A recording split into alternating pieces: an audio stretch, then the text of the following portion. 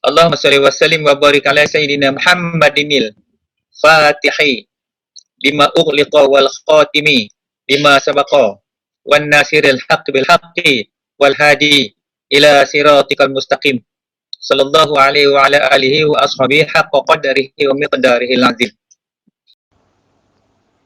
Bismillah, Masya Allah, Allahu Akbar, Alhamdulillahi Rabbil Alamin. Wassalatu wassalamu ala asyrafil anbiya wal mursalin wa ala alihi wa sahbihi ajma'in. Subhanaka la ilma lana illa ma 'allamtana innaka antal alimul hakim. Rabbi syrah li sadri wa yassir li amri wahlul 'uqdatam min lisani yafqahu qawli wa la hawla wa la quwwata illa billahil aliyyil azim. Amma ba'd. Alhamdulillah. Syukur kita kepada Allah Subhanahu wa taala. Sekarang kita telah pun dah boleh dikatakan telah merdeka setelah dikuarantin selama hampir lebih pada dekat 2 bulan, dekat 3 bulan. Dan kita kembali kepada kehidupan biasa tetapi masih dalam keadaan berhati-hati dan berjaga-jaga tentang COVID-19 yang kita tak tahu di mana beradanya. Jadi semoga dengan pelepasan ini adalah sebenarnya pelepasan daripada Allah Subhanahu Wa Taala. Di atas doa dan kesabaran kita berhadapan dengan wabak yang sangat dahsyat itu. Dan Allah tolong kita, Allah lepaskan kita. Kesemua itu adalah daripada kehendak Allah Subhanahu Wa Taala yang mengilhamkan kepada orang Islam bagaimana nak mengendali dan menguruskan wabak yang tak tahu datangnya daripada mana. Baik, alhamdulillah, walau apapun seperti saya sebut dulu, ketika dalam keadaan kuarantin kita berasa lebih fokus. Kalau pengajian dan sebagainya kerana kita masih berada di dalam rumah. Tapi sekarang ni umpama burung yang telah terlepas daripada sangkarnya. Kita dah mula memberi alasan dan sebagainya. Tapi diharapkan kuliah kita ni masih berterusan. Ada ruang masa untuk kita duduk, belajar. Sebelum ketika kita dalam kuarantin dulu, banyak perkara yang kita dah belajar. Kesabaran, pengajian, ilmu dan sebagainya. Semalam ni kita sambung lagi untuk sesi kuliah. Yang terakhir dalam saya rasa 3 pagi sudah kita dah ada kuliah. Dan hari ni pun kita sambung lagi. Masih lagi di dalam tajuk 2 kalimah syahadah. Dan insyaAllah malam ini tentang kaitannya syahadah dan iman. Dan pengertiannya. Ini satu tajuk yang saya rasa yang sangat penting bagi kita memahami tentang keadaan iman. Bagaimana iman dan syahadat ni satu perkara yang sangat saling kait antara satu sama lain. Iman perkara yang sangat besar. Tak ada iman, manusia binasa, jadi orang yang kafir. Jadi iman tu ada tingkatannya. Yang paling rendah, yang sederhana dan yang paling tinggi. Dan iman juga bagi orang yang mubtadi lain. Tidak sama dengan iman orang yang mutawassit dan iman orang yang muntahi. Jadi apa kaitan yang kita nak faham sekarang ni? Modal kita atas muka bumi Allah Ta'ala ini adalah iman. Sebab iman ni keyakinan. Iman itu kepercayaan kita kepada Allah Subhanahu Wa Ta'ala. Orang yang beriman kepada Allah, dia beriman kepada rukun iman yang 6. Itu sebagai rukun. Yang 6 tu, amantu billah wa malaikatihi wa kutubihi wa rusulihi wal yawmil akhir wal qadri khairihi wa syarrihi minallahi ta'ala. Bukan senang kita nak beriman dengan rukun iman yang 6 tu. Kadang-kadang kalau kita kira balik, kita mengambil masa nak belajar, tapi kita tak nak ambil masa tu nak belajar. Kita sanggup habiskan masa kita dengan perkara-perkara yang tak faedah. Kalau zaman hari ni, orang sanggup layan lagi WhatsApp group lah, FB lah yang tak faedah tu. Tayang muka sana, tayang muka sini. Walhal tayang muka tu aurat. Kalau lelaki tak apalah, kalau yang perempuan tu bagaimana? Lagilah aurat. Perempuan pula jadi isteri. Isteri nak tayang muka dia, kena tanya suami dulu. Suami izin tak nak letak dalam FB tu? Kan? Kena tanya dulu. Isteri tak macam suami. Isteri apa-apa hal pun, dia kena rujuk pada suami dia. Sebab suami itulah seperti ayah dia, yang bertanggungjawab atas dia. Maka berdosa kalau dia tayang muka dia pada dalam buku, dalam media-media sosial ni, terutamanya aurat. Cukuplah untuk suami dia lihat, tak perlulah tayang kepada publik. Sebab media sosial ni, FB dan sebagainya ini, bukan takat Malaysia, satu dunia. Kita tunjuk muka kita tu. Perlukah tunjuk kepada manusia lain? Ini soal iman. Kalau dia beriman kepada Allah dan Rasul, dia takkan pamer wajah dia. Ada orang tak sanggup nak pamer wajah, tapi ada orang sanggup. Untuk apa dia pamerkan wajah dia kepada manusia lain, sedangkan wajah itu aurat? Ini kaitan. Ini saya nak sentuh tentang persoalan yang katakan iman tu. Sebab tu iman ni berat. Dia bukan sekadar kita mengucap di lidah, tetapi dia lebih daripada itu lagi. Kadang-kadang kita kata kita dah beriman, kita orang Islam, kita beriman, walhal iman tah ke mana duduknya kita pun tak tahu. Cuma kita berkeyakinan diri kita sendiri bahawa kita beriman. Jadi malam ni insya-Allah kita nak bincang panjang lebar tentang tajuk tentang al-iman dan kaitannya dengan 25 syahadah. Kenapa kena mengucap syahadah? Dan bagaimana rupa iman tu? Sebab nak mencapai darjat memenuhi kehendak Allah dan Rasul, nak memenuhi kefahaman tentang rukun iman yang 6 tu, tersangat susah, tersangat rumit. Kita tak lepas banyak perkara. Walaupun umur 30, 40, 50, 60. Pada yang awal tu, amantu billah tu. Beriman aku kepada Allah. Bukan mudah nak faham, nak makrifah kita kepada Allah.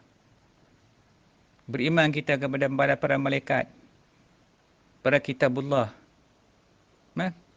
pada sekian Nabi dan Rasul. Ini semua perkara-perkara yang sangat rumit. Tapi kita tak sanggup bersengkang mata nak belajar tentang iman tu. Kalau tak mengaji tentang iman, kita takkan ada iman. Kita duk harap iman yang sedia ada kat kita tu, mana ada?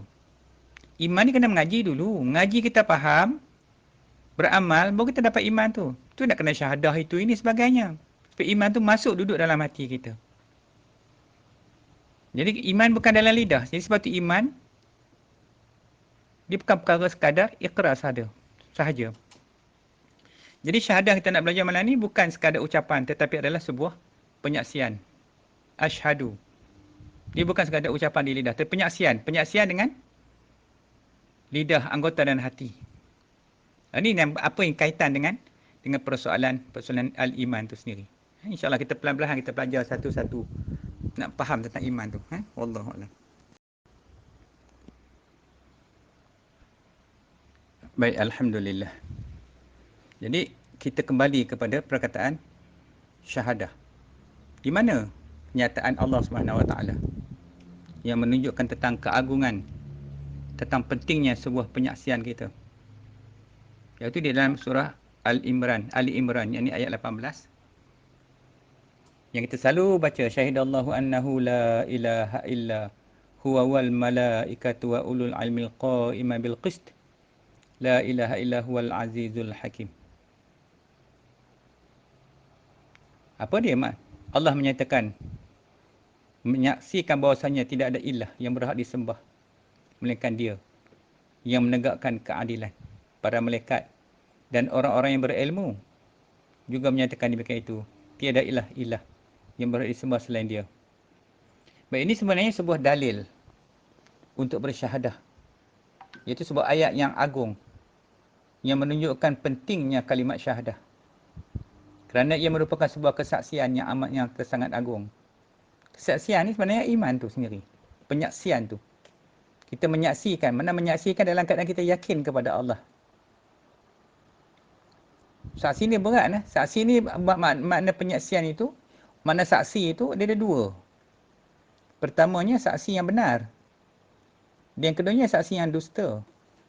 Saksi yang benar itu ialah dia mengetahui, mengenali akan apa yang disaksikan. Kalau menyaksikan tentang ketuhanan Allah, Dia tahu Allah. Kita tak tahu lagi. Kita tak kenal Allah. Kita hanya kenal secara lisan, secara surface. Manakala saksi yang kedua itu, saksi yang dusta itu, dia tidak mengenal Tuhan. Dia tak kenal Tuhan, dia hanya menjadi saksi kepada yang dia tak kenal. Jadi dia jadi ucapan di lidah. Tadi kita sebut pada ayat mula tadi, syahadat itu adalah sebuah penyaksian, bukan sekadar perkataan bil lisani, bukan dengan lidah, bukan sekadar hanya dengan lidah, tetapi harus menyaksikan. Jadi persaksian agung adalah persaksian tauhid, menyaksikan ketuhanan Allah Subhanahu Wa Taala.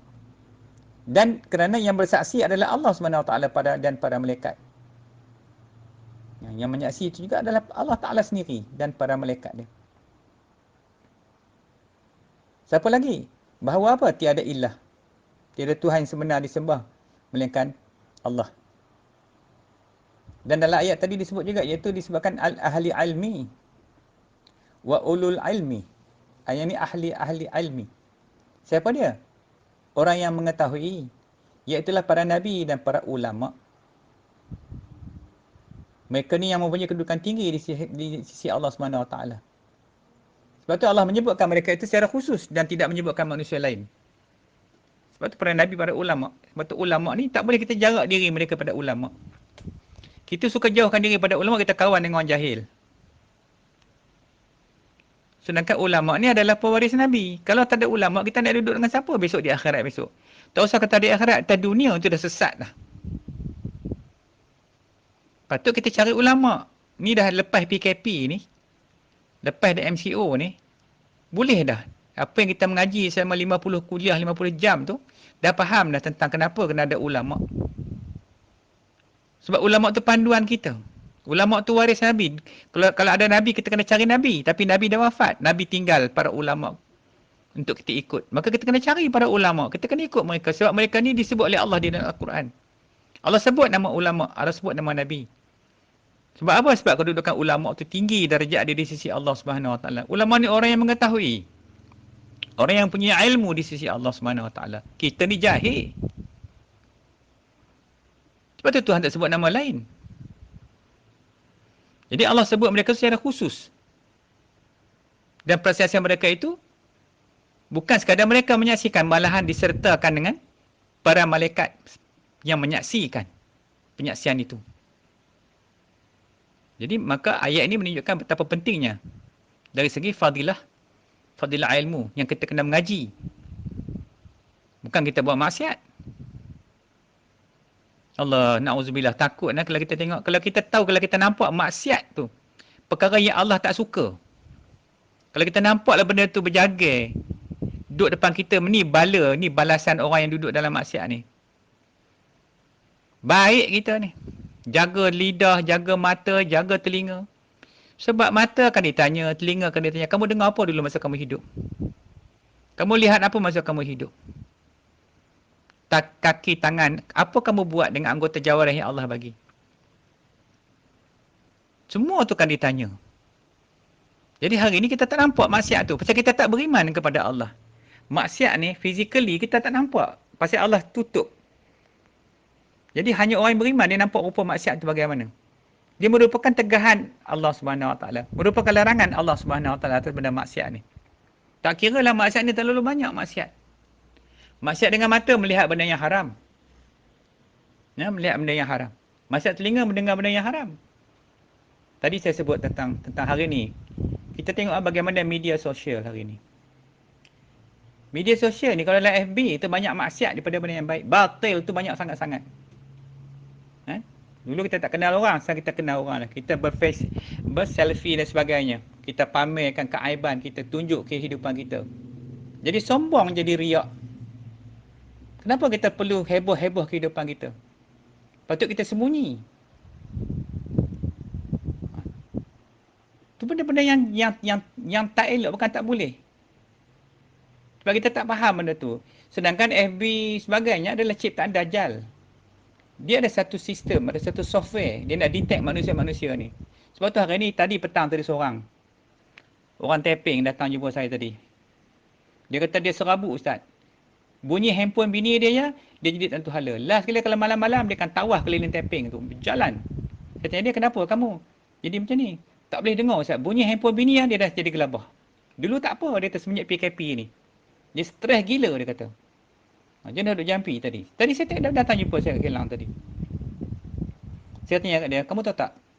Dalam FB tu siapa yang cipta dia? Dajjal. Kita duk seronok dengan benda Dajjal. Pasal tu dia banyak fitnah. Kita tak nampak benda tu. Kita duk tengok benda kita seronok. Layan nafsu. Kita tak faham bagaimana teknologi tu dihasilkan. Jadi kalau kita faham, kita tengok kita tak main. Kita tak ada asyik kat situ. Kita cuba elak daripada mempamerkan kita tu dalam benda. Kenapa kita nak tunjuk kepada orang ramai rupa kita? Sebab tu orang perempuan patut dia pakai niqab, dia sembunyikan wajah dia. Sebab dalam sistem tu Dajjal, dia dah plan. Dengan sihir lagi, pasal tu banyak kes. Jadi saya kata kat orang tadi, budak tadi. Kemungkinan besar bini kamu kena sihir dalam tu. Bila dia kena sihir, kamu tak tahan. Pasal tu orang dah asyik dengan FB ni, dia tak lagi ke mana dah. Biar dia sanggup duduk dalam bilik tak apa. Dia nak layan benda tu. Itu kata sihir. Baik. So jadi, apakah mereka ni orang yang beriman kepada Allah?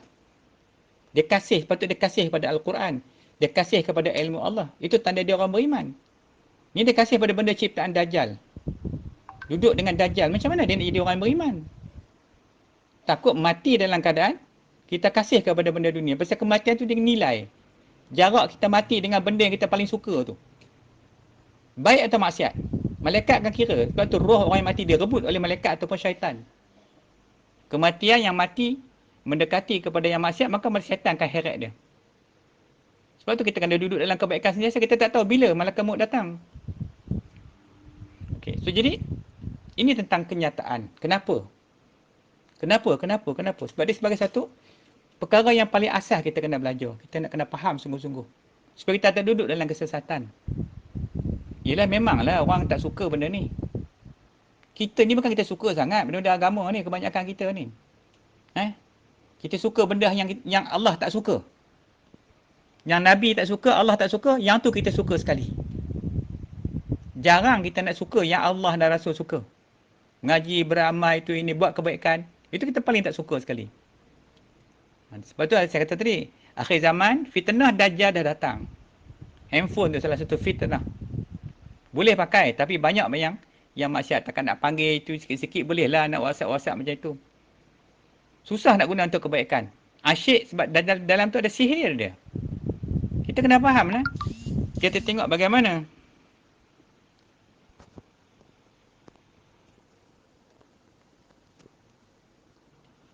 Bagaimana Dajjal cipta COVID sudah kita tengok. Tutup masjid berapa lama. Dan kita akan anticipate. Kalau dia boleh tutup macam ni, dia boleh buat lebih hebat lagi daripada ni. Semayang tak boleh, haji tak boleh pergi. Duduk di rumah berkurung kita, ekonomi jatuh. Mana dia boleh buat lagi hebat pada ni. So ciptaan Dajjal ni sangat dahsyat. Dia satu manusia yang sangat genius. Dia boleh fikir apa kita tak boleh fikir. Itu sebagai satu fitnah yang paling besar. Sebab tu Allah suruh, Nabi suruh baca suratul Kahfi tiap malam. 10 ayat pertama tu, tiap malam. Supaya kita terpelihara. Termasuklah duk gila ke WhatsApp, gila ke main internet, gila ke main FB, gila ke Instagram, Telegram dan sebagainya. Kita tak usah jadi gitu. Sebab itu fitnah-fitnah Dajjal. Sebab tu kalau kita baca tiap malam, hati itu jadi kemas. Tak ada keinginan sangat. Tengok-tengok gitu-gitu hai je. Tak ada nak bersungguh-sungguh.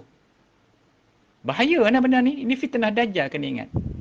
Lepas tu kita kena akhir zaman ni lagi teruk kita kena fitnah hari ni. Dengan politiknya tak tu hala jadi manusia tu. Gila kekuasa sebagainya. Okey. So ini salah satu hujah. Salah satu dalil. Kenapa? Persoalan ni iman tadi. Yang kita nak bicara pada minit adalah tentang iman tu. Baik. Wallahualam. Alhamdulillah. Jadi mari kita bersyahadah balik. Kita yang sudah beragama Islam ni apakah sudah berikrar? Dan bertasydid akan 2 kalimat syahadah. Jika belum, maka marilah kita sama-sama kita kembali balik berikrar. Syahadah ni macam ni. Kita kena cinta kepada syahadah. Kita kena kasih kepada syahadah. Ada orang bila kita sebut bab syahadah lah, tak ada cerita lain ke? Syahadah. Syahadah tu lah nak bagi akhir kita, perkataan kita akhir nak mati tu. Kalau tak ada syahadah ni masuk neraka dah. Masuk neraka sampai bila? Kekal forever. Selama-lamanya duduk dalam neraka. Pasal apa dia benci dengar perkataan syahadah, orang kuliah syahadah? Pasal hati dia tak beriman kepada Allah. Sedangkan kalimah syahadah tu tanda orang masuk Islam. Hebat tak hebat syahadah ni, nak masuk Islam kena mengucap. Tak ada kalimah lain yang boleh masuk Islam, melainkan dua kalimah syahadah tu. Dan kita tak suka pula. Bila orang sebut depan kita berulang-ulang, kita jadi benci. Nampak tak syaitan kuat tak kuat duduk dalam perut kita? Dia duduk dalam perut tu sampai dia bermusuh dengan syahadah tu. Memang ciptaan syaitan. Sebab syaitan nakkan kita ikut. Jadi pengikut kepada dia. Maka untuk menjadi pemeluk agama Islam yang sebenar, yang mengikut sibratullah. Yang mengikut acuan Allah. Kita nak tanya juga diri kita ni ikut acuan apa sebenarnya hidup ni? Acuan Allah ke? Sibrahnya ke? Nak ikut sunnah Rasulullah ke? Ataupun kita nak ikut cara kita sendiri? Nak sesuaikan dengan akal nafsu kita. Manusia duk sesat ni pasal itulah. Dia buat hukum dia sendiri. Dia fikir dengan akal dia, dia tentukan hukum. Sedangkan setiap apa yang kita buat atas muka bumi ni, tak ada satu benda yang tidak tertakluk di dalam hukum Allah SWT. Buatlah apa pun. Duduk keluarga, duduk laki bini, suami isteri, lagi banyak hukum hakam dia. Nampak mudah je kahwin ni. Kan? Isteri dengan suami macam mana, suami dengan isteri macam mana. Berlambat-lambat hukum hakam dekat situ. Sebab itu ujian kita. Kita dah berjanji dengan Tuhan dulu untuk beriman kepada Allah. Maka Allah takdir kata kita, kamu nak duduk atas dunia ni, ini hukum-hukum aku. Jangan buat lain pada hukum aku. Jangan pakai hukum hakal kamu. Binasa kamu. Tapi kita tak nak ikut. Kita berkeras juga. Kita duduk pakai akal kita juga. Kita fikir cara logik kita. Bebe sana, bebe sini. Kita merungut rangap. Tak apa hati tu, tak apa hati sini. Boleh ke macam itu? Kita ni pun dijadikan oleh Tuhan. Allah bagi mulut bukan suruh membebel. Allah bagi mulut suruh cakap yang elok. Cakap yang lemah lembut, yang baik-baik. Bukan suruh kita merepek, merungut rangap. Tak apa hati sana, tak apa hati sini. Ini alam Tuhan punya. Bukan kita punya. Jadi Allah takdirkan kita atas dunia ni supaya kita mengikut apa yang Allah hendak. Apa yang Allah dan Rasul hendak, kita kena ikut. So jadi, Islam ni pula, secara kauninya ataupun Muslim keturunan adalah orang Muslim yang disandarkan kepada mak bapak dia. Lahir dalam keluarga Islam, diberi nama Islam, dididik cara Islam, dan anak itu akan mengikut pusaka Islam keturunan dan pusaka ibu dan ayahnya. Dia simple je. Kalau dia ikut pusaka Rasulullah, dia kena ikut cara Rasul. Dia kena ambil balik sunnah Rasulullah tu. Kena terima balik Islam tu. Ini secara lumrah, bukan fitrah. Secara lumrah yang berlaku dalam keluarga kita akhir zaman ni. Demikian keluarga orang Arab. Sama je pergi satu dunia ni. Inilah dia. Kita tak nak kembali balik pada Islam yang asal tu. Dengarlah 50 jam kuliah ni pun, peduli pun tidak. Takkan nak mengaji lah. Habis tu tak ada kisah. Tak adanya kisah. Tapi kalau yang kisah tu, Ustaz, kita dapat macam mana lepas ni? Boleh jumpa tak? Dia dah sibuk dah. Nak cari balik agama tu. Nak balik kepada yang, nak tajdid balik akan syahadah. Tu baru betul. Tak apalah, lain kali senang-senang kita pergilah. Dia tak ambil berat. Jangan main-main. Syaitan ni, dia kenal Tuhan. Dan dia tahu kelemahan kita. Yang kita nak ajak syahadah ni berapa? Supaya kita terpelihara. Supaya iman tu masuk duduk dalam lubuk hati kita. Itu masalah dia. Jadi akhir zaman beginilah berlakunya. Islam semakin lemah. Mudah kena ratah dengan orang kafir. Kita tak tahu apa akan berlaku. Lepas COVID ni, kita tak tahu lagi. Yang kita nampak yang jelas sekarang ni, China, tanah besar tu, mainland, dah mula nak serang dah belah ASEAN ni. Datang ke Indonesia, datang ke Vietnam. Dia rempuh masuk, dia pergi ke India. Dia kacau India yang besar tu pun dia rempuh lagi. Dia tahu dia ada teknologi yang hebat. Datang so ceritalah ke dekat Sabah tu, dekat dengan Pulau Sipadan sebagainya tu, dia start dah buat dia punya base. Dia punya army base dia. Lepas ni kita tak tahu kita nak perang dengan siapa lagi lepas ni. Selepas COVID ni. Jangan kita ingat berakhirnya COVID ni habis dah. Tak. Sebab kita mendekati akhir zaman. Sebab tu kita persiapan kita yang ada bekalan kita hanya satu saja, iaitu iman. Kita tak ada benda ni, habis kita. Dan iman tu pula bukan datang sendiri kat kita. Kita kena cari iman tu. Hari ni kita mengaku asyik orang Islam, orang Melayu ada beriman. Tak salah macam tu. Jadi sebab itulah kita kena bina balik kekuatan kita. Kekuatan iman, kekuatan Islam, kekuatan ihsan. Biarlah kita tinggal ajalah Muslim keturunan. Forget it about that. Kita kembali balik syahadah. Kita menerima balik syahadah pusaka Rasulullah. Supaya kita tidak jadikan anak-anak kita itu menerima pusaka kita sendiri yang tak tertentu lagi. Pusaka boleh pakai, tak boleh pakai. Pusaka tok nenek. Tok nenek bangsa kita Melayu. Tak, kita kena ambil pusaka Rasulullah. Pasal itu asli. Itu yang didatangkan oleh Allah. Rasul sebagai utusan dia. Bawa syiar Islam kat muka bumi ni. Bawa kalimat tauhid. Itu pentingnya. Kenapa? Kita nak syahadah. Kalau orang tanya saya, Ustaz, ramai kau ambil? Saya kata tak ramai. Siapa yang Allah pilih je. Nak buat macam mana? Dah mereka tak ada. Orang yang ada agama pun dia tolak. Apa nak tolak syahadah-syahadah ni? Tak payah. Kita dah Islam dah. Yalah memang Islam. Iman? Iman tak lagi? Ini persoalan kita malam ni. Baik, wallahualam. Baik, alhamdulillah. Kita perhati sekejap. Macam mana dia katakan pusaka Rasulullah? Dengan pusaka kita mak bapak orang Melayu ni, kita tengok diri kita, kita tilik-tilik diri kita, kita lihat-lihat diri kita balik. Kita ni apa yang ada kat kita sebagai mak bapak ni? Ada tak pusaka Rasulullah tu kat kita? Apa dia pusaka Rasulullah? Iaitulah 2 kalimat syahadah. Setiap Nabi, setiap Rasul yang datang ke muka bumi, itulah yang mereka bawa. Iaitu tentang kalimat tauhid. Ajak manusia balik kepada Allah. La ilaha illallah. La ilaha illallah. Kalimat ini dibawa. Dan Nabi pula, setiap Nabi itu pada Nabi yang zaman tersebut. Kalau la ilaha illallah Musa kalimullah. Kalau Isa ruhullah. La ilaha illallah Isa ruhullah. Jadi syahadahnya berbeza-beza mengikut Rasul tersebut. Maka kita la ilaha illallah Muhammadur Rasulullah. Itu beza dia.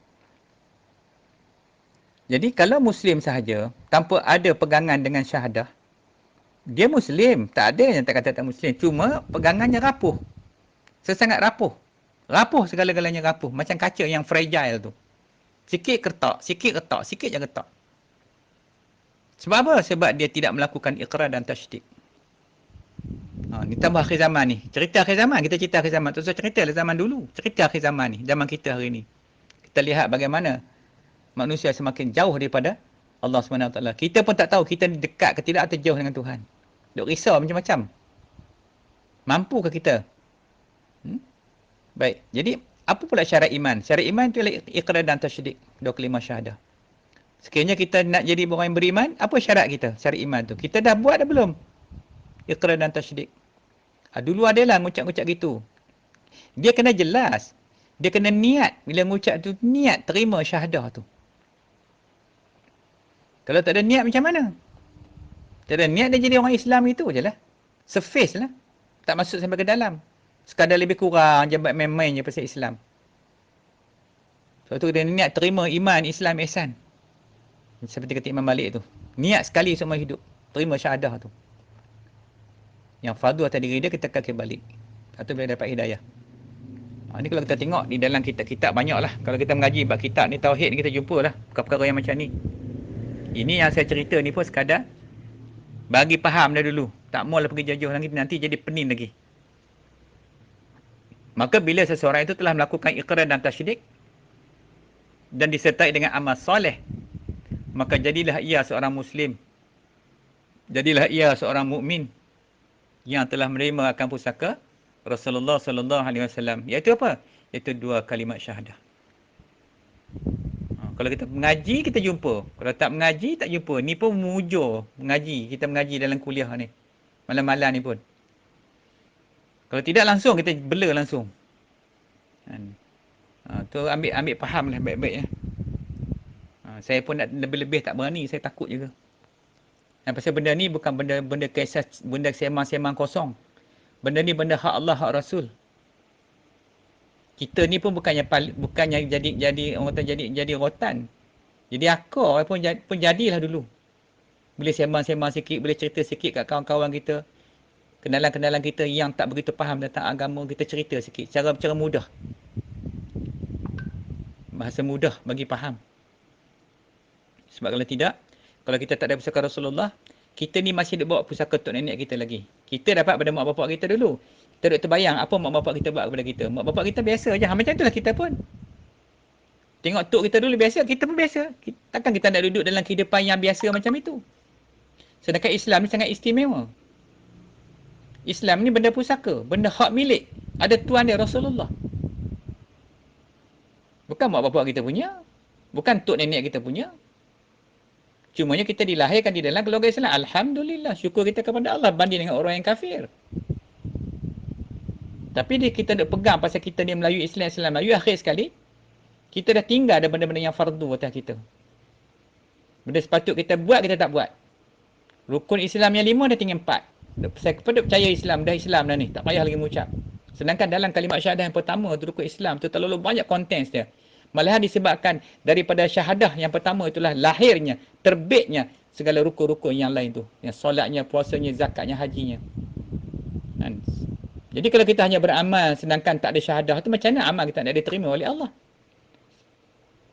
Sedangkan dalam syahadah tu ada rukun itu, iaitu mengisbat zat, sifat dan af'al Allah dan kebenaran Nabi Muhammad sallallahu alaihi wasallam. Maknanya kita kena makrifah dulu kepada Allah. Awwalu di ma'rifatullah. Kalau tak ada makrifah kepada Allah, kita sembahyang, kita beribadat, kita hanya rasa benda tu habis dekat tu je. Tak tahu nak pergi ke mana. Apakah kita telah kenal kepada Allah? Kita telah makrifah kepada Allah dalam ibadat dan sembahyang. Dalam puasa kita baru lepas puasa. Yang puasa 6 tak habis lagi puasa. Dalam zakat kita. Dalam haji kita. Dalam waktu-waktu lain yang kita duduk pada waktu tersebut. Dalam kita berniaga.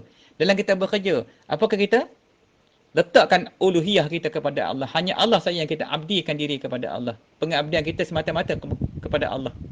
Berlaku tak macam itu? Dia hanya berlaku bila kita kenal Tuhan tu sendiri.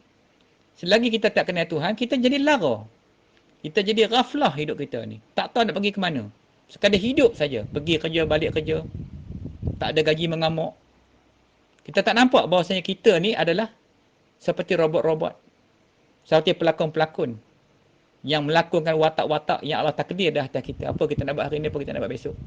Dan dalam perbuatan kita tu Allah nak tengok kita beriman kepada Allah atau tidak. Hari-hari kita buat maksiat kepada Allah. Kita tak nampak maksiat. Kita dah nampak benda tu seronok. Bila orang tegur kita, kita marah. Oh, ini tak boleh buat ke? Ini tak boleh buat ke? Bukan.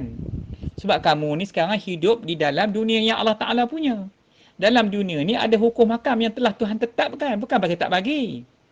Nak tengok TV sangat-sangat ke? Nak dengar radio sangat-sangat ke? Nak itu, nak ini kan? Nak FB kan? Apa ke? Kamu kena faham baik-baik.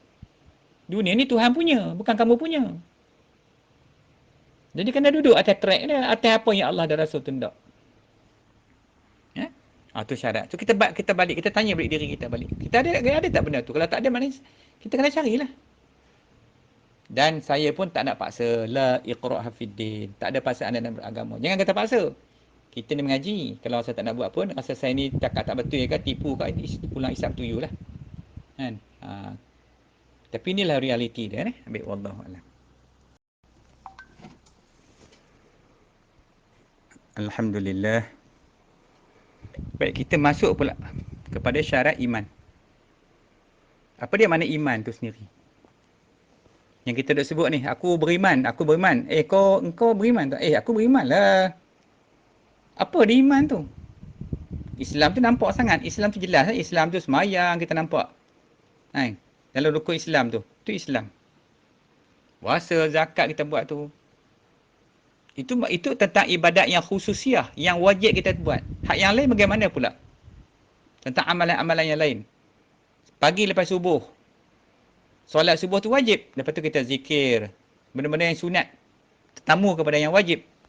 Habis tu, dah pergi kerja. Siap-siap mandi dan sebagainya.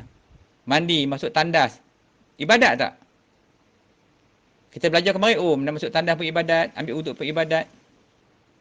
Kemudian pergi kerja. Kerja pun ibadat. Niatkan ibadat. Solat duha pula lepas tu. Sekarang sampai office buat kerja. Buat je sebagai mencari rezeki. Kemudian zuhur masuk. Ibadat, pergi solat pula. Begitu. So semua perkara ni perkara yang melibatkan perkara ibadat. Itu tentang amalan-amalan zahiriah. Manakala iman perkara apa? Iman benda yang ghaib. Iman tu datang dengan membenarkan, menerimakan, mempercayai. Iman tu percaya, yakin. Itu perkara iman.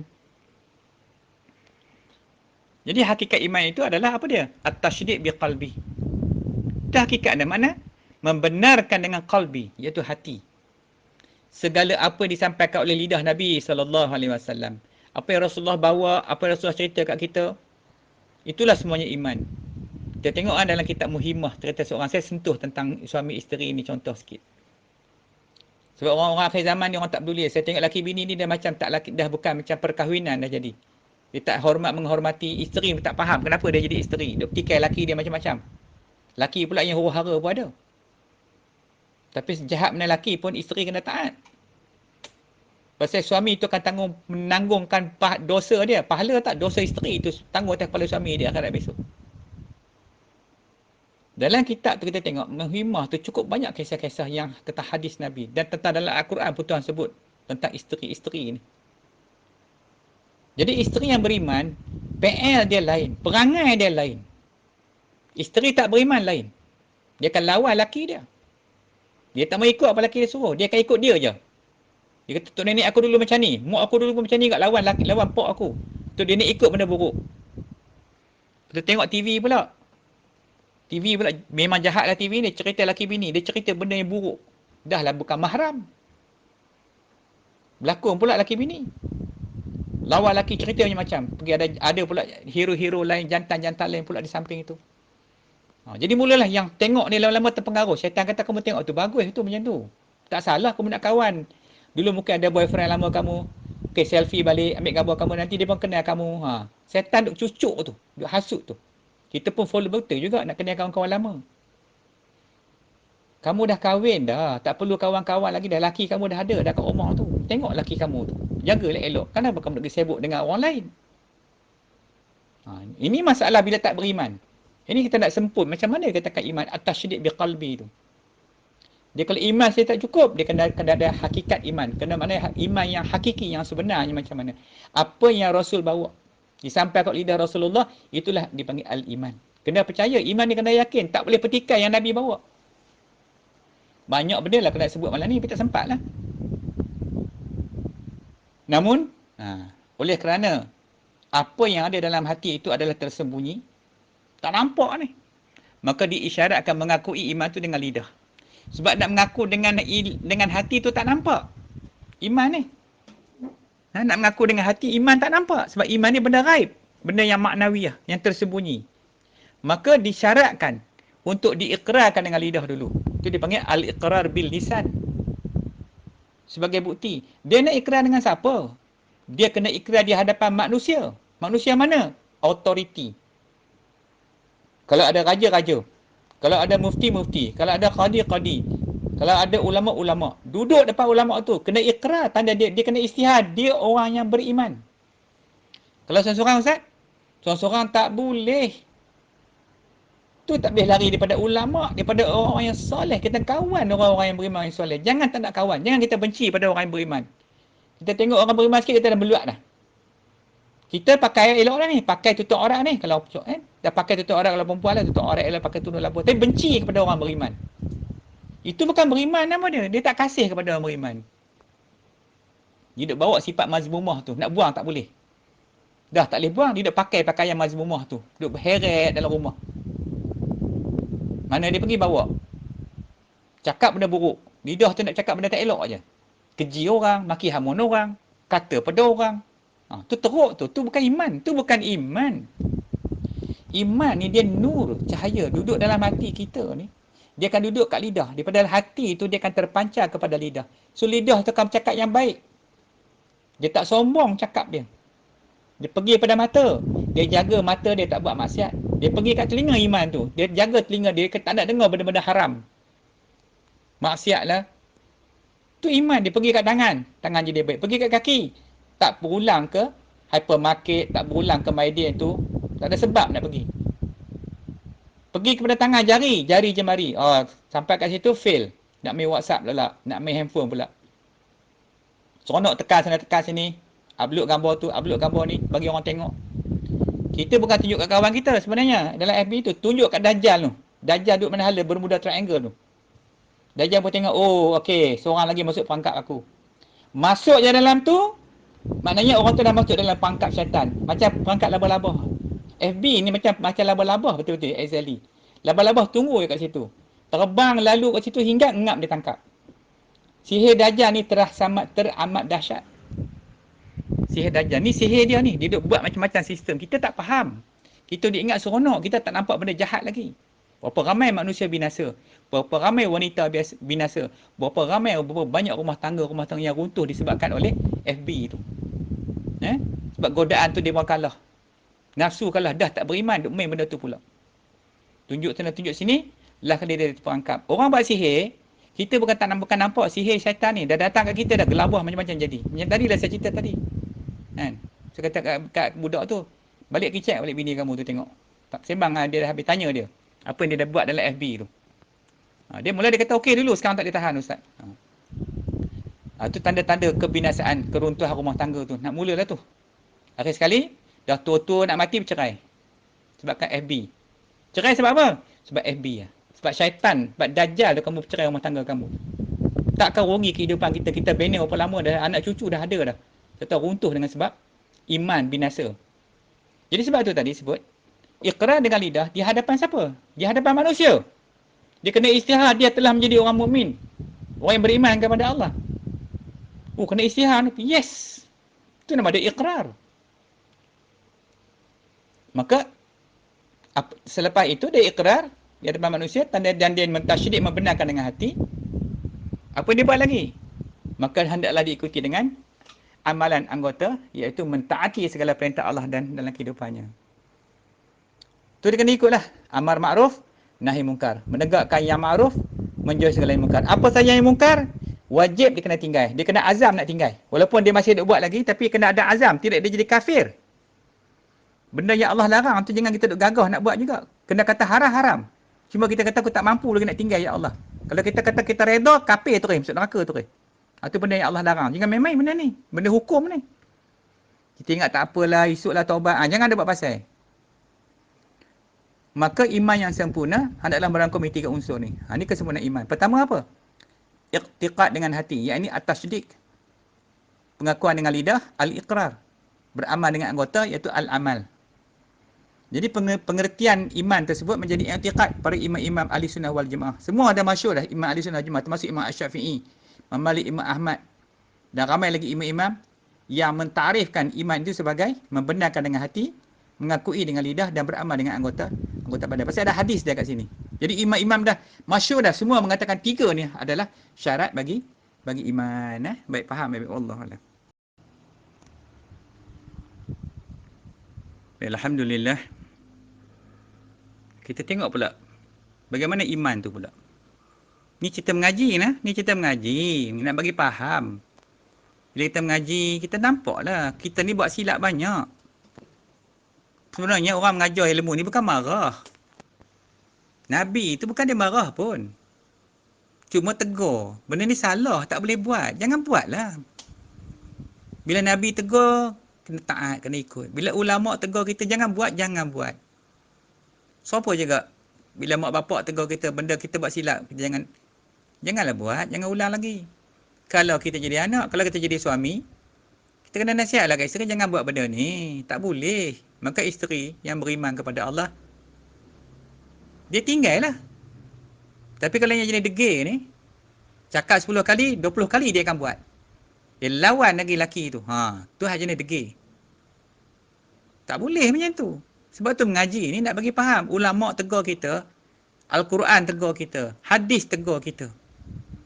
Semua tegur tu untuk apa? Allah tegur kita. Supaya kita jangan silap. Sebab hidup ni sekali je. Kita silap atas muka bumi ni, mati je, tak boleh bertaubat, tak boleh buat apa dah, tak boleh buat pun. Nak minta apa, minta maaf kat mak kita dah tak sempat dah. Dah mati. Tu tak boleh buat, tu Allah tegur kita, Rasul tegur kita, ulama tegur kita, Quran tegur kita, hadis tegur kita. Semua tegur kita. Untuk kita tak buat dan tak duduk dalam maksiat. Ni orang tegur marah. Tak boleh tegur langsung. So jadi, okey. Jadi menurut Islam, ini menurut pendapat umum. Bukan menurut pendapat A ke B ke C ke. Yang ulama tadi sebut, iman tu 3 bahagian. Ada 3. Dia ada satu kesatuan. Satu kesatuan yang merangkumi 3 komponen. Unsur, iqrarun bil lisani. Yang tadi sebut. Benda sama je saya nak ulang-ulang sebut. Yang kedua unsur tasdiqun biqalbi. Yang ketiga unsur amalun bil arkani. Baik. Yang pertama iqrar dengan lidah. Yang kedua tasdiq dengan hati. Yang ketiga diamal dengan amalan anggota jawarih. Dia tiga ni je. Hafal elok benda ni, tiga benda ni. Kalau hanya iqrarun bil lisani sahaja, dua lagi tak ada, kan? Tasdiq dengan hati tak ada, amal dengan tak ada, maka itu tidak dinamakan iman. Itu bukan benda iman. Begitu juga kalau hanya tasdiqun biqalbi, dia hanya membenarkan dengan hati, ikrar dia tak ada. Dia terima, dia mengaku tentang agama, tapi dia tak sebut, dia tak mau sebut dengan lidah. Dia tak mau amal dengan anggota jawarih dia. Dia kata aku beriman. Ada kes macam ni, pernah berlaku zaman Nabi tak silap saya. Satu kes. Ini pun tidak dinamakan iman. Begitu juga kalau hanya dengan amalan bil arkani. Maknanya dia amal dengan anggota jawarih. Ini pun bukan iman, dia amal saja. Dia beramal, semua buat sembahyang, puasa, zakat, haji, tapi dia tak pernah iqrar, dia tak pernah tasdik. Maka ini tidak dinamakan iman. Nama dia lara. Habis gitu je, macam debu tiup di angin. Tak dapat apa pun. Ni kena ingat baik-baik. Jadi ketiga-tiga ni yang dinamakan iman adalah satu kesatuan dari tiga unsur. Unsur yang tiga tadi. Unsur iqrar dengan lidah, tasdik dengan hati, diamal dengan anggota jawarih. Baik. Jadi unsur pertama iqrarun bil lisan ni artinya apa? Iqrar dengan lidah, dengan lisan. Unsur yang kedua tasdiqun bi qalbi. Artinya menyatakan benar dalam hati terhadap apa yang diikrarkan dengan lisan. Contohnya asyhadu an la ilaha illallah. Apa kata hati? Hati nak kata apa? Perlukah hati kata aku nak saksi tiada Tuhan yang disembah melainkan Allah? Dia tak perlu sebut, dia tak perlu ikut, dia tak perlu terjemahkan makna kalimat la ilaha illallah tu. Sekadar dia mengatakan benar, ya, diterima. Tapi benar dia mengetahui, dia tahu yang maknanya bahasanya kalau tanya dia apa makna dia, tiada Tuhan yang sebenar disembah melainkan Allah. Maknanya dia faham. Maknanya sebelum dia nak membenarkan dengan hati itu dia dah tahu dah benda tu. Dia nak tasdik macam mana? Wa asyhadu anna Muhammadar Rasulullah. Dia mengaku Muhammad itu pesuruh Allah. Tak payah dia sebut pun. Ya je. Ya tu ya tahu. Bukan ya tak tahu. Ya tu kena tahu dulu. Dia kena kenal Nabi itu siapa Nabi. Daripada sejarah hidup Nabi Rasulullah. Daripada awal kehidupan Nabi, siapa dia Rasul, siapa dia Muhammad tu. Mak bapak dia siapa, macam mana kehidupan dia, macam bila terima wahyu. Semua tu dia tahu. Dia faham. Dia faham exactly apa yang cerita kisah Rasulullah. Yang dia katakan Nabi sebagai utusan Allah. Baru boleh dia membenarkan dengan hati. Itu contoh, faham. Baik, kemudian unsur ketiga, amalun bil arkani.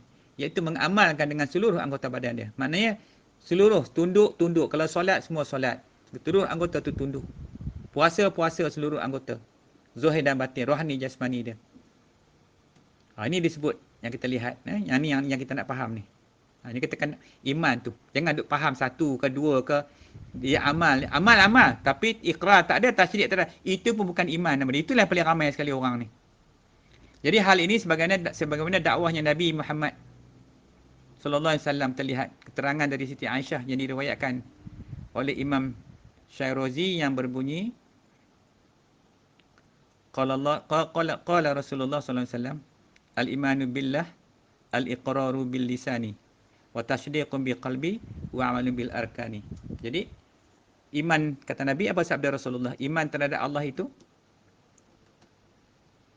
iqrar dengan lisan dan dinyatakan benar dengan hati. Mana diisbatkan, dibenarkan dengan hati dan diamalkan dengan anggota jawarih. Ini dia katakan dekat iman. Okey, boleh faham nah? So, belajar baik-baik, faham balik tiga bahagian yang penting ni. Bagaimana dia katakan iman tu? Tiga perkara kita ulang balik tadi. Iqrar bil lisan, tasdiq bil qalbi, al-amalun bil arkan. Tiga perkara tu. Ni memang saya ulang-ulang nak bagi setiap kali kuliah tu kita ulang bagi nampak. Dan lama kita hafal. Mudah-mudahan lepas kita hafal, kita faham, kita follow balik, kita ikut, kita amal ni insya-Allah. Wallahu a'lam. Baik, alhamdulillah. So, jadi iman terbina melalui tiga unsur. Unsur yang tadi. Jadi iman itu ialah satu kesatuan dari tiga unsur. Iqrarun bil lisani, tasdiqun bil qalbi dan amalun bil arkani. Itu 3 unsur, iqrar dengan lidah, tasdik dengan hati dan diamal dengan anggota jawarih. Ini 3 perkara yang dinamakan al-iman. Kalau tidak, iman tu tak ada. Maka nak dapat 3 ni tadi, tu yang kita kena syahadah dulu. Syahadah tu yang awal dulu, yang kita nak bincang awal ni. Sebab tu iman ni saya tak akhirkan, kemudian kan, tak nak bincang awal-awal lagi. Pasal dia nak kena cerita pasal syahadah. Sebab iman ni dia datang ikut syahadah tu. Orang yang mengucap dia kalimah syahadat, dia iqrar dengan lidah syahadah, dia tasdik dengan hati, dan dia amal dengan anggota jawarih dia, maka al-iman. Itulah nama dia iman. Ni dia nak faham ke situ. Jadi kalau hanya iqrar dengan lisan saja, maka tak boleh namakan iman. So iman tu tak masuk dalam hati selagi dia tidak tasydik tu dengan hati dia. Dia nak tasydik macam mana dia tak kenal Tuhan tu. Membenarkan Allah tu Subhanahu Wa Taala tu, membenar dalam keadaan dia mengetahui, mengenal Tuhan tu. Makrifah dia kepada Allah. Betul kita kalau baca kitab-kitab tauhid dan kita tu sebut apa? Kita sebut apa? Awaludin ma'rifatullah. Awal-awal agama tu makrifah kepada Allah. Dia kena kenal Tuhan dulu. Bukan kenal lain. Dan ni kita ajar anak kita, kamu kena mengaji bab ni, bab engineering, nanti besar nak jadi engineer. Kita tak ajar dia kenal Tuhan, kita ajar nak jadi engineer je. Jalan jadi engineer, tipu duit orang. Jadi pegawai bank, tipu bank. Jadi orang politik, tipu sana, tipu sini. Itulah bila tak ada iman. Bawa ideologi. Seronok dengan ideologi. Bukan dengan satu kumpulan manusia yang membawa manusia, mengajak manusia kepada Allah. Itu dipanggil hizb. Hizbullah wa hizbul syaitan. Duduk dalam parti Allah atau parti syaitan. Versus, lawan dua parti tu. Parti Allah, hizb tu macam mana? Hizib tu. Baik. Kemudian, apa yang Tuhan sebut? Tengok dalam surah Al-Baqarah, ayat 8. Wa minan nasi ma yaqulu amanna billahi wa bil yaumil akhir wa ma hum bimu'minin. Dan sebahagian manusia ada yang lisannya berkata, aku beriman kepada Allah dan beriman kepada hari akhir, dan tiadalah mereka itu orang-orang yang beriman. Kenapa? sampai Allah sebut dalam Quran, Allah nak khabar kat kita yang tadi kita bincang tu. Allah nak khabar apa? Ayat di atas menerangkan, kalau hanya lisan saja berkata, beriman sahaja, tanpa adanya unsur tasdiqun biqalbi dan amalun bil arkani, maka belum dinamakan beriman. Ini Tuhan sendiri sebut dalam Quran. Maknanya berat iman ni. Iman ni bukan benda main-main. Learn ni kita kena fokus dah. Kita kena belajar macam mana nak jadikan kita ni orang yang beriman. Nak tanya kita balik, aku ni orang beriman tak? Ustaz, saya buat semua Ustaz. Tapi saya tak syahadah lagi. Saya cuma buat tengok tadi, rujuk balik kita tengok apa kita bincang. Allah kata sendiri kat sini. Dan sebahagian manusia kata Allah. Tak semua, sebahagian manusia. Ada yang lisannya berkata, lidah dia menyebut, aku beriman kepada Allah. Amanna billah, kata dia. Kemudian dia kata lagi, wabil yaumil akhir, dan beriman kepada hari akhir. Jadi Tuhan kata, maka tiadalah mereka itu orang-orang yang beriman. Sebab dia tidak tasydik. Dia hanya iqrar, tidak tasydik dan tidak beramal dengan amalan solehah. Amalan yang soleh. Jadi kita faham, bila kita faham yang ini, maka kita jelas Allah, aku ni teruk betul lah. Kena cari, tak boleh. So don't waste your golden time. Don't wait for any golden opportunity. Tak boleh dah. So lah ni PKP dah over. Dah lepas dah. So what are you waiting for? Tunggu apa lagi? Nak tunggu duit banyak dulu. Macam orang sedekah. Dia kata aku tak ada duit nak sedekah, tak boleh. Walau sedekah macam-macam boleh buat. Tak semestinya dengan keluarkan duit. Hadiah Fatihah pada Rasulullah. Hadiah Fatihah pada orang-orang beriman kepada Allah. Pada guru-guru, pada awliya-awliya. Semua tu dapat pahala sedekah.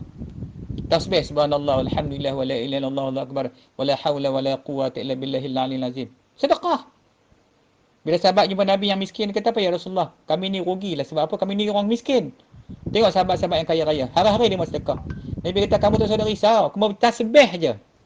Baca tasbih tu banyak, sama akan dapat pahala sedekah macam mana mereka bersedekah dalam bentuk fizikal. Masya-Allah. Jadi ada jalan dia. Bila kita tak mengaji, baik. Jadi, baru boleh dinamakan beriman kalau ada pada diri seseorang tersebut telah terbina satu kesatuan dari 3 unsur tadi. Ingat, saya rasa dah boleh apa dah. Habis kuliah ni insya-Allah. Yang pertama apa? Tak boleh harap pun tak apalah. Iqrar dengan lidah. Yang kedua? Apa? Tasdik dengan hati, qalbi tu. Dan ketiga, diamal dengan anggota jawarih. Itu ya. Dan aula dia, kita terima dulu syahadah tu. Maka itulah ucapan syahadah. Setiap kali kita ucap syahadah, asyhadu alla ilaha illallah wa asyhadu anna Muhammadar Rasulullah tu, itulah dan beriman. Lepas tu Nabi kata, perbanyakkanlah kamu menyebut kalimat la ilaha illallah. Sebab itu tanda memperbaharui iman yang seperti mana kain yang usang. Iman ni kalau dibiar lama-lama, tak ditajdid balik, tak di-renew balik, maka dia jadi macam seperti mana kain buruk. Lusuh, lemparlah kali buat lap kat dapur, lap kat periuk hak putih hitam. Cuba tengok. Dulu kain itulah kita sanjung. Kain itulah kita puja dan puji. Jalan satu dunia, naik flight merata. Last kali jadi buruk, kita lempar je. Buat cuci, lap kaki je, lap pinggan sebagainya. Sama juga kita dengan iman. Iman kalau tak jaga macam itulah, last kali jadi kain buruk. Inilah pengertian menurut daripada hadis Rasulullah sallallahu alaihi wasallam. Tu faham baik-baik tu nah, wallahu a'lam. Baik, alhamdulillah. So untuk slot yang akhir ni, satu lagi kot, ada satu lagi insya-Allah.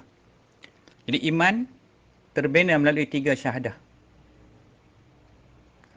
Ada 3 syahadah. Apa makna syahadah ni? Penyaksian. Dan Rasulullah sallallahu alaihi wasallam juga pernah dakwah mengenai masalah iman ni. Apa kata baginda? Qala Rasulullah sallallahu alaihi wasallam, laisal imani bitamani wala bitahalli walakin huwa ma waqara fi qalbi. Jadi bersabda Nabi sallallahu alaihi wasallam, bukanlah iman itu mengharap dalam hati dan bukan hiasan. Iman itu bukan mengharap dan dalam hati, harapan dia ada kat situ, itu bukan iman ataupun sekadar hiasan. Akan tetapi iman itu ialah sesuatu yang menetap di dalam hati. Duduk dalam hati itu iman tu.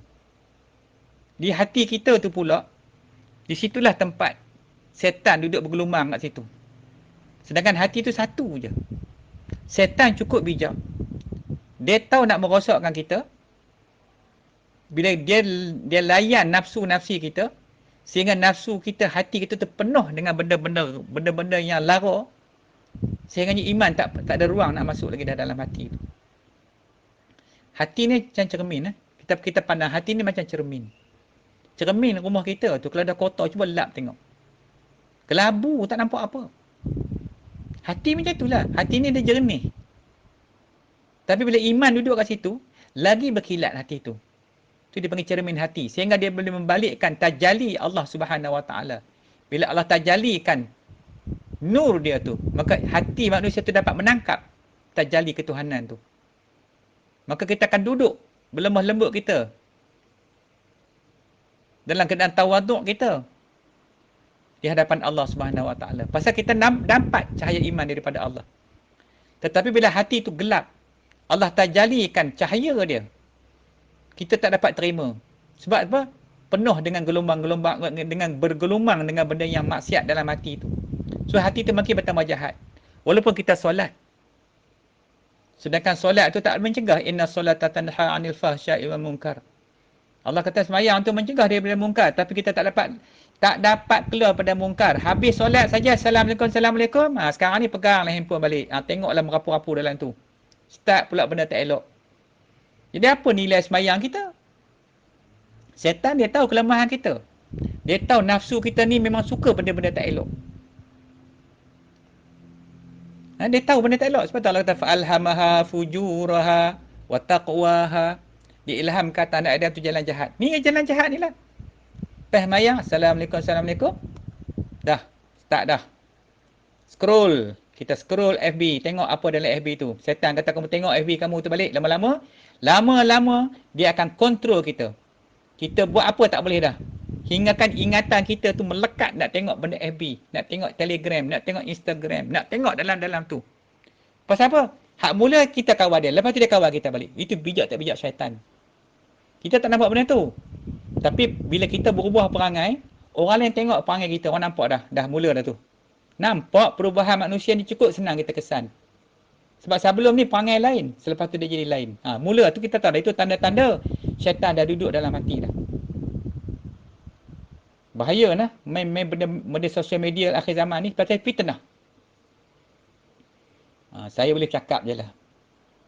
Kalau Allah bagi hidayah nak keluar tu pulang daripada Tuhan. Tapi nasihat, kita bagi nasihat. Kita kena pesan, memesan. Kita dah nampak dah benda kerja, benda-benda jahat tu. Tapi orang tak nampak benda tu. Dia seronok benda tu. Dia rasa bangga. Dia dapat kawan-kawan lama. Ini penyakit dia mula dah datang. Sedangkan kalau isteri tak payahlah, kawan-kawan pun. Tak ada perlu pun. Kadang-kadang kawan yang dia dapat tu kawan jahat-jahat. Kawan yang ajak mengumpat sebagainya. So, start mengumpat dalam tu dah. Cerita hai kawan-kawan lama buruk panggil orang tu. Last sekali dengan FB tu kita dibebankan pula dengan benda-benda jahat. Terpaksa kita fikir pula benda jahat. Kawan-kawan kita buat sebelum ni. Sebelum ni kita tak main benda tu, kita tak datang benda tu, jahat tu. Lama-lama kita terpaksa fikir pula. Teringat pasal hal-hal buruk-buruk hai orang. Baiklah kita baca Quran. Menerangkan hati. Baca FB, menggelapkan hati lagi. Itu dia punya solution dia. Baik. So jadi, bila iman tak menetap dalam hati, setan duduk dalam hati. Kufur maksiat duduk dalam hati. Segala sifat mazmumah duduk dalam hati. Macam mana kita nak keluar benda jahat tu? Tak boleh keluar benda tu. Kita kena buang benda tu. Kena tinggal ya. Kena nekat lantak kau lah. Tekan handphone, pegang, tekan delete. FB tu so duk tengok dah. Selamat insya-Allah. Buatlah tak cari tengok. Sehari 2 hari kita rasa terkesan lagi. Lepas tu dia akan hilang penyakit tu. Tu cara kita nak keluar daripada kepungan-kepungan Dajjal dan syaitan ni. Dajjal dengan syaitan ni taulan. Lazim melazimi antara satu sama lain. Dajjal, syaitan, kawan. Rapat.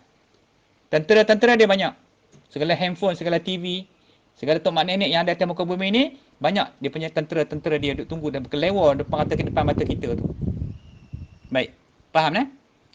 Okey. So jadi, istilah dari iman yang kita sebut tadi, 3 bahagian tadi. Apa dia 3 syahadat tadi? Baik. Yang pertama sekali, kita sebut syahadatun biqauli. Syahadatun bil qauli, apa dia? Artinya penyaksian dengan lisan. Menyaksikan dengan lisan, lidah tu menyaksi.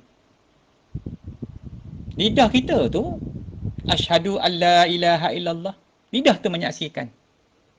Yang keduanya syahadatun biqalbi. Menyaksikan penyaksian dengan hati.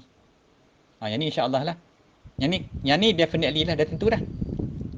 Kita menyaksikan dengan hati. Apa yang diikrarkan oleh lidah, itulah yang disaksikan dengan hati. Tadi kita dah sebut, kita belajar iman lekat di hati. Kalau kita beriman, daripada hati tadi terpancarlah kepada lidah. Kita nilai lidah kita pula lah ni. Kita kena nilai dah. Kita kena tengok apa kita cakap hari-hari. Hak kita cakap tu menyakit hati orang tak? Kalau menyakit hati orang tu, mana iman tak duduk ke dalam hati tu. Mungkin kalau ada iman pun macam makin buruk. Ada tapi macam makin buruk. Dia jatuh teruk dah. Kita tengok kat telinga kita pula. Apa telinga kita suka dengar? Kita suka sangat benda-benda tak elok ni. Itu tanda dia telinga tu belum beriman. Tengok tangan, tengok kaki. Tengok apa saja anggota jawarih kita. Semua tu bergantung kepada hati kita. Jadi hati, kalau hati, tu kan Nabi sebut. Dalam tubuh badan manusia tu ada apa? Seketul hati. Baik-baiklah, jahat-jahatlah. Inilah benda dia. Sebab tu nak ngaji tasawuf tu supaya kita tak duduk di dalam benda maksiat tu. Baik, yang ketiganya syahadatun bil arkan. Yakni penyaksian dengan seluruh anggota jawarih. Menyaksikan dengan seluruh anggota tubuh badan kita tu. Menyaksikan ni maknanya dia kena beramal. Dia tak boleh buat maksiat. Pasal tanda dia beriman kepada Allah, dia jaga anggota jawarih daripada jatuh ke dalam maksiat. Sama ada maksiat zahir ataupun maksiat batin. Tapi kalau anggota jawarih ni maksiat zahir. Manakala hati tu maksiat batin, nafsu tu maksiat batin. Duduk, tapi dengan sebab daripada batin tu, maka zahirlah kepada anggota jawarih. Jadi sebab tu punca dia segala-galanya adalah dalam hati tu, hati kita tu. So jadi insya-Allah kita dah faham bahwasanya 3 bahagian syahadah, iaitu penyaksian dengan lisan, syahadatun biqauli. Qauli ni maknanya lidah. Penyaksian dengan lidah, syahadatun biqalbi, penyaksian dengan hati, dan yang terakhir sekali, yang ketiga adalah syahadatun bil arkan, yakni penyaksian dengan seluruh anggota tubuh badan kita. Boleh faham nah? Insya-Allah nah. Memanglah malam ni terkejut, tiba-tiba kena satu hentakan tentang iman ni, jadi macam mana nak buat? Inilah vaksin dia. Ubat penawar bagi hati kita. Tu penawar bagi hati adalah iman. Nak keluar daripada perangai jahat, perangai buruk, kena ada iman. Dulu kita rasa masa muda kita tak jahat sangat, makin tua makin jahat. Sebab tu yang kita takut, yang hadis Nabi sebut tu, yang ulama-ulama menangis tu. Satu langkah lagi nak masuk syurga dah. Tiba-tiba dia berumur, dekat dia nak mati, Allah ubah hati dia. Tiba-tiba dia duduk dalam tempat jahat. Maka dia mati dalam maksiat kepada Allah. Selangkah lagi manusia tu nak jadi masuk dalam neraka. Orang jahat. Selangkah lagi je dia buat maksiat masuk neraka. Tiba-tiba Allah paling hati dia. Dia beriman kepada Allah. Dan dia dimatikan dalam keadaan iman kepada Allah. Ini yang ulama menangis. Jadi kita bila benda tu jahat, kita dah tahu dah tak boleh. Jangan buang masa. Don't waste your time. Kita buang cepat-cepat apa yang perlu. Tu ada setengah orang, saya tengok budak-budak ni. Dia punya tanda tengok benda-benda buat dalam handphone ni. Dia sanggup pakai handphone lama tu. Dia boleh panggil, boleh mesej sikit-sikit cukup. Dia rasa dia selamat. Dia takut iman dia goyah. Ada orang tak, dia berasa iman dia hebat. Okey, kita pakai beli canggih-canggih punya handphone. Kita boleh WhatsApp sana, boleh FB sana, boleh selfie sana, boleh tengok macam-macam. Tayang muka kita tu. Kena-kena bagi orang tengok. Apa faedah? Kalau orang tangkap gambar kita, masuk dalam FB ke apa tu cerita lain. Ini kita sendiri terhagih-hagih, bubuh. Bubuh muka kita bagi orang tengok. Kalau orang lelaki tak apa lagi kalau orang perempuan. Yang kamu bubuh tu kau minta izin lelaki kamu tak? Dia buat kerja haram macam tu. Ni bahaya dia. Sebab tu kena faham hukum. Kalau tak faham hukum, kita ingat, teruk sangat kat agama ni. Tak. Kamu tu yang tak mau ikut hukum. Bila mengaji, bab mengaji tak nak dengar. Tutup telinga, tutup mata, tutup semuanya. Tak nak mengaji. Kalau maksiatnya, kalau lagunya, melau-lau dengar. 2 jam, 10 jam pun sanggup lagi. Tu. Tu tak beriman. Allah, tak tahu, na'udzubillah lah. Saya pun kadang-kadang kita boleh bercakapnya. Kita cakap, kita tegur macam ni je lah boleh. Hidayah tu bukan milik kita pun. Jadi kita pendakwah macam ni lah. Kita sekadar yang mana kita mampu je lah. Tapi nasihat, kita tetap ada nasihat. Bagi orang yang dibuka pintu hati dia dapat hidayah, alhamdulillah. Yang belum lagi, mudah-mudahan selepas ni lah. Tak hari ni, esok lusa, mungkin tahun depan ke, 10 tahun lagi ke. Allah bagi hidayah. Itu kerja Tuhan. Kita tak boleh buat. Kita tak boleh campur urusan Tuhan. Ini kerja kita. Kita cerita, kita ajar, cukup dekat tu dulu. Ya? Jadi itulah saya rasa untuk malam ni. Sekadar ini dulu. Mudah-mudahan apa yang kita bincang pada ni tentang iman. 3 perkara tadi saya ulang balik. Iqrar dengan lidah, tasyid dengan hati, dan diamal dengan anggota jawarih. Maka itulah namakan iman. Faham? Kalau tak faham, ulang balik kaset ni.